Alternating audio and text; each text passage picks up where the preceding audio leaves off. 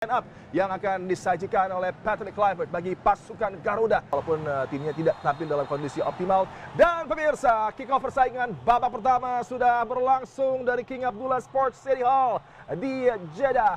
Pertandingan antara Timnas Indonesia dan Arab Saudi pada matchday pertama Grup B putaran keempat kualifikasi Piala Dunia 2026 Zona Asia menjadi ajang pembuktian yang syarat emosi bagi skuad Garuda.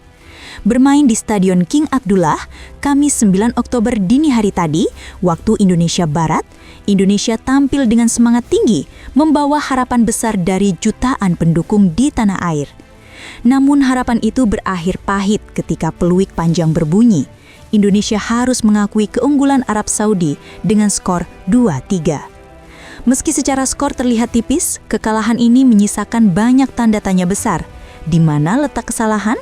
Dan mengapa tim yang sempat unggul di awal justru gagal menjaga momentum hingga akhirnya tumbang? Patrick Kluivert, pelatih asal Belanda yang baru menukangi Indonesia, datang dengan reputasi besar dan visi sepak bola modern. Ia mencoba menerapkan filosofi permainan menyerang dengan membangun serangan dari belakang serta menekankan penguasaan bola sebagai kunci. Dalam laga melawan Arab Saudi, Kluivert menurunkan formasi 4-2-3-1. Formasi yang secara teori memberi keseimbangan antara bertahan dan menyerang.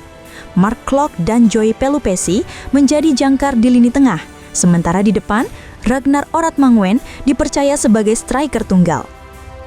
Namun sejak awal laga, formasi ini justru memperlihatkan celah besar, terutama dalam transisi bertahan dan komunikasi antar lini.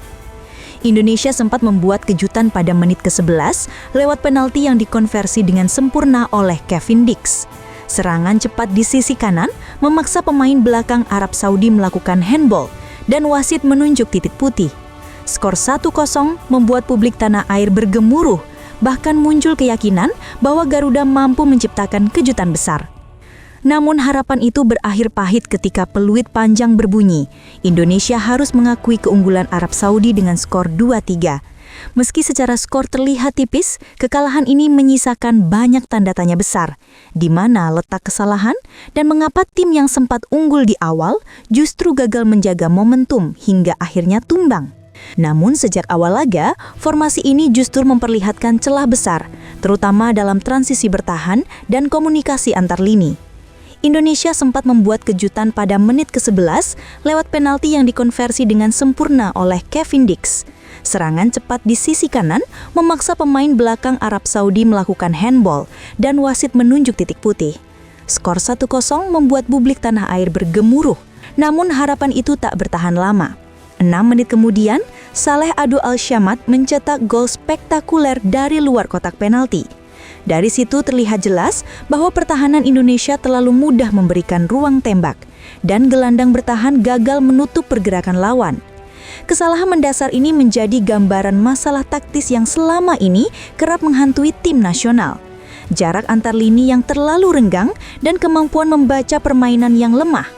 Arab Saudi dengan mudah memanfaatkan ruang-ruang kosong, sementara para pemain Indonesia tampak kebingungan menentukan siapa yang harus menutup pergerakan lawan.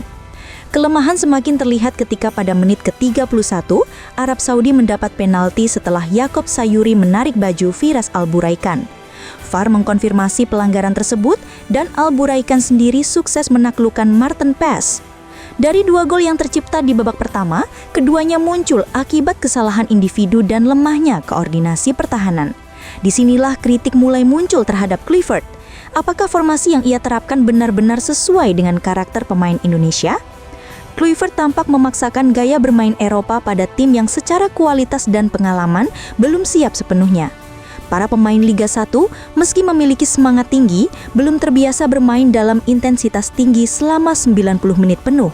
Ketika harus menjaga disiplin posisi dan melakukan pressing kolektif, mereka sering kehilangan bentuk. Hal ini sangat kontras dengan Arab Saudi yang setiap gerakannya terkoordinasi dengan baik dan efisien. Babak kedua dimulai dengan sejumlah perubahan. Kluivert menggantikan Beckham Putra dengan Eliano Reinders, berharap ada peningkatan kreativitas di lini tengah. Ia kemudian juga memasukkan Tom Hay dan Oleh Romeni untuk menambah variasi serangan. Sayangnya, keputusan-keputusan ini justru menimbulkan kebingungan baru. Kelemahan lain yang mencolok terlihat pada kemampuan duel dan pengambilan keputusan pemain Liga 1 yang diturunkan di posisi vital. Ketika Arab Saudi menguasai bola, sebagian besar pemain Indonesia cenderung mundur terlalu dalam, memberi lawan ruang untuk berpikir dan mengatur serangan. Mark Klok dan Pelupessy yang diharapkan menjadi filter justru sering kehilangan posisi, membuat pertahanan terlalu sering terekspos. Di sisi lain, kualitas teknik dan kontrol bola beberapa pemain lokal terlihat jauh tertinggal, terutama ketika harus menghadapi tekanan ketat dari pemain-pemain Arab Saudi yang bermain di level klub top Asia.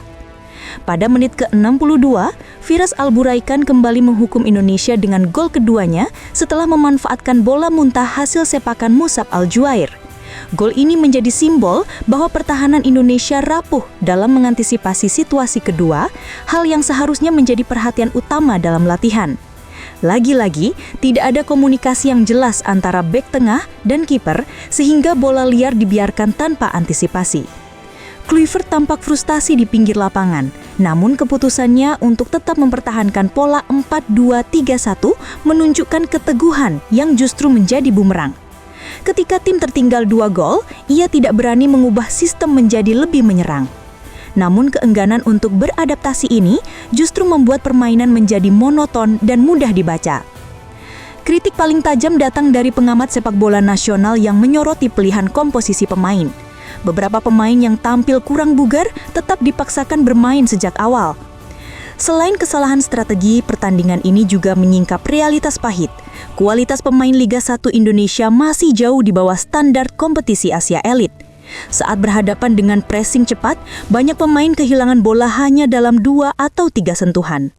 Kecepatan berpikir dan pengambilan keputusan menjadi masalah utama. Lini tengah yang seharusnya menjadi jantung permainan justru sering kehilangan arah, membuat beban pertahanan semakin berat. Namun di tengah semua kekurangan itu, semangat juang para pemain tetap patut diapresiasi. Ketika tertinggal 1-3, mereka tidak menyerah begitu saja. Oleh Romeni sempat mendapat peluang emas pada menit ke-80, namun sepakannya masih bisa diamankan kiper Arab Saudi.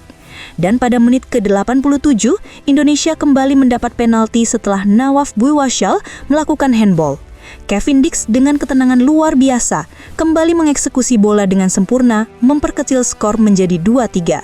Harapan sempat kembali hidup, terutama ketika Arab Saudi kehilangan Muhammad Kano yang mendapat kartu merah pada menit 90+3. Indonesia unggul jumlah pemain, tetapi waktu tidak berpihak. Meski serangan terus dilancarkan hingga peluit akhir berbunyi, gol penyama tak kunjung datang. Kekalahan ini memang tipis, tetapi masalah yang tersimpan di baliknya tidak sesederhana skor.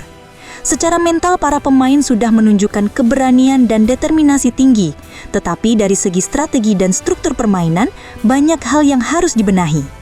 Kluivert harus berani mengevaluasi pendekatan taktisnya, menyesuaikan dengan karakter pemain yang ia miliki, bukan memaksakan gaya bermain Eropa yang belum bisa diterapkan sepenuhnya di Asia Tenggara. Selain kesalahan strategi, pertandingan ini juga menyingkap realitas pahit. Kualitas pemain Liga 1 Indonesia masih jauh di bawah standar kompetisi Asia elit. Saat berhadapan dengan pressing cepat, banyak pemain kehilangan bola hanya dalam 2 atau 3 sentuhan. Kecepatan berpikir dan pengambilan keputusan menjadi masalah utama. Lini tengah yang seharusnya menjadi jantung permainan justru sering kehilangan arah, membuat beban pertahanan semakin berat. Pertandingan ini menjadi pelajaran mahal bagi Indonesia, bahwa untuk bersaing di level tertinggi Asia tidak cukup hanya dengan semangat dan nama besar pelatih. Diperlukan pondasi yang kuat, kompetisi yang berkualitas, dan keberanian pelatih untuk menempatkan pemain berdasarkan kemampuan, bukan semata-mata reputasi atau asal klub. Kekalahan 2-3 di Jeddah bukanlah akhir, tetapi cermin besar yang memperlihatkan kelemahan sistemik dalam sepak bola nasional.